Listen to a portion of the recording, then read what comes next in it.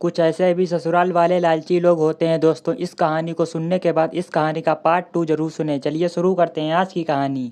सुहानी की शादी उसके पढ़े लिखे होने के कारण तय हो गई थी। सुहानी की शादी उसकी पढ़ाई लिखाई से हुई थी, लेकिन सुहानी इस बात से अनजान थी। शादी सुहानी से नहीं, उसकी डिग्री से हुई थी। शादी के बाद जब वो ससुराल गई तो उसे कुछ समझ नहीं आया। शादी के बाद भी उसकी सास बोलती कि तुम लोग साथ में रहोगे तो दिक्कत हो सकती है। सुहानी ने सोचा, मेरी सास कितना प्यार करती हैं मुझसे, जो मेरे बारे में सोच रही हैं। और सुहानी का पति भी यही समझता कि मम्मी तुम्हारे लिए ही सोचती हैं, इसीलिए तुम्हें अपने पास सुलाती हैं। एक हफ्ता गुजर गया शादी का। उसके बाद उसका पति बोला, जाओ तुम अपने घर चली जाओ 3 महीने के लिए। तभी सुहानी बोली, 3 महीने? इतने दिन के लिए? सुहानी मना भी नहीं कर सकती थी, लेकिन वो समझ नहीं पा रही थी कि ऐसा क्यों बोल रहा है उसका पति। अभी तो मुझे इस घर को जानना है। मना करती तो शायद सब सोचने लगते कि बहुत बेकार है इसके माँ बाप, जो सुहानी वहाँ जाना नहीं चाहती। सुहानी तो अपने घर की सबसे लाडली लड़की थी। वो चली गई अपने माँ बाप के घर। सुहानी अपनी माँ के घर आ गई। माँ के घर आने के बाद कुछ दिन हो गए। अब सब लोग बात बनाने लगे। सब पूछते कब लेने आ रहे हैं। कोई पूछता अभी गई नहीं। वो अपने पति को बोलती, आप कब आओगे। सब लोग पूछते हैं।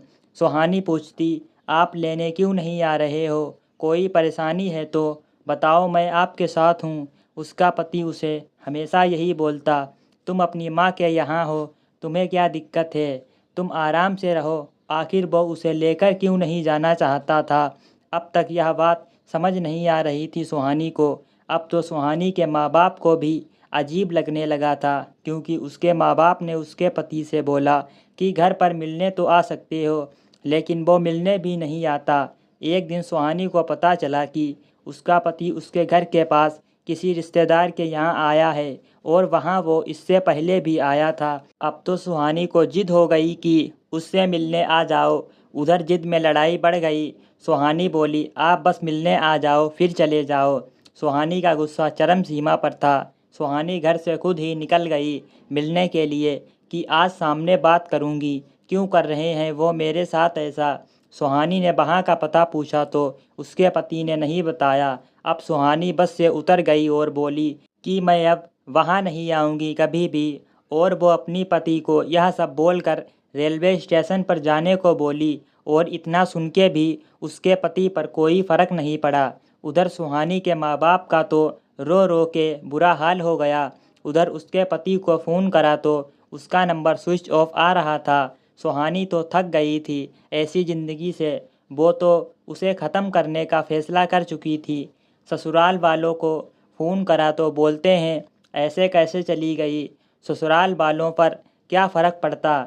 जैसे सुहानी के माँ बाप का तो सब कुछ खत्म होने वाला था। ससुराल वालों का बोलना था वो पढ़ी लिखी लड़की है, वो ऐसा कैसे कर सकती है। अगर सुहानी पढ़ी लिखी लड़की थी तो क्या उसे अपने पति के साथ रहने का हक नहीं था। आखिर सुहानी के ससुराल वाले क्या चाहते थे। सुहानी से क्यों उसको एक नाम के रिश्ते में रखना चाहते थे। सुहानी अपनी किस्मत पर रोती। सुहानी को तेज़ बुखार के कारण वो रेलवे प्लेटफार्म पर बेहोश हो गई और उसके माँ बाप ने उसे ढूंढ लिया। वो बेहोशी में भी अपने पति के बारे में पूछ रही थी। दोस्तों, कहानी अच्छी लगी हो तो हमें कमेंट में ज़रूर बताएं, और इस कहानी को लाइक एंड हमारे चैनल को सब्सक्राइब जरूर करें। और इस कहानी का पार्ट 2 सुनने के लिए हमारे चैनल पर ज़रूर जाएं। चलिए मिलते हैं अगली एक और ऐसी न्यू कहानी में।